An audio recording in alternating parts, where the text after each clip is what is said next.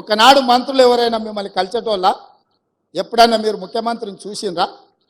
ఎప్పుడైనా ముఖ్యమంత్రి ఎవరైనా కలిసిండా? ఇవాళ పరిస్థితి ఉందా? మీరు ఎవరైనా రేవంత్ అన్న అంటే ఏందమ్మా అని వెనక్కి తిరిగి మాట్లాడుతున్నా కదా. మీ అభిమానంతోనే కదా ఇక్కడ ఉన్నది. ఈ అవకాశం మీరు ఇచ్చిందే కదా, మా తాతనో ముత్తాతనో ఇచ్చింది కాదు కదా, మా తాతలు ఇచ్చిన ఆస్తి కాదు కదా ఇది.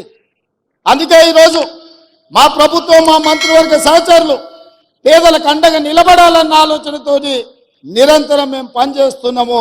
ఇంకా ఇంకా చెయ్యాలన్న ఆలోచన మాకుంది. మీ ప్రోత్సాహం ఉండాలి, పెద్దల ఆశీర్వాదం ఉండాలి, మిత్రుల యువమిత్రుల సహకారం ఉండాలి. 35 సంవత్సరాలు రాబోయే కాలంలో ఈ దేశ సంపదను తీర్చిదిద్దే అవకాశం మీ చేతుల్లో ఉంది. ఒక మంచి సంపదను సృష్టించండి. ఇవాళ చాలా దగ్గరలో చూస్తున్నాం, యువత డ్రగ్స్ వైపు, గంజాయి వైపు, వ్యసనాల వైపు పోతున్నారు.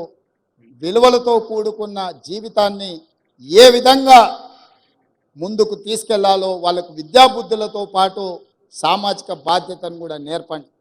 ఈ మధ్య మా ప్రభుత్వం మీకు తెలుసు, దాదాపుగా డ్రగ్స్ అనే పదమే ఈ రాష్ట్రంలో వినిపించొద్దు. గంజాయి మొక్కలు ఏమున్నా తెలంగాణ తులసివనంలో గంజాయి మొక్క ఎక్కడున్నా కూకటి వేళ్లతో పీకేయండి అని చెప్పి మా పోలీస్ అధికారులకు ఆదేశాలు ఇచ్చిన మన భవిష్యత్తులో మన పిల్లలు ఎవ్వరు కూడా వ్యసనాల బారిన పడొద్దు అన్నదే మా ఆలోచన.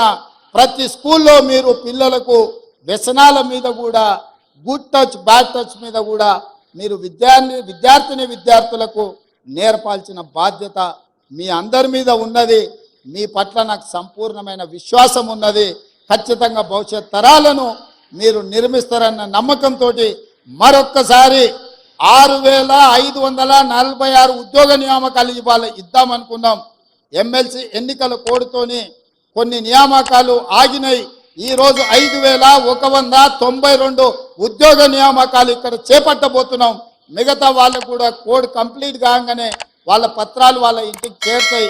వాళ్ళందరూ కూడా మంచి భవిష్యత్తుతోటి తెలంగాణ రాష్ట్ర పునర్నిర్మాణంలో, విధ్వంసమైన తెలంగాణ నిర్మించుకోవడంలో మీ అందరి సహకారం ఉండాలని కోరుకుంటూ మీ అందరి దగ్గర సెలవు తీసుకుంటున్నా.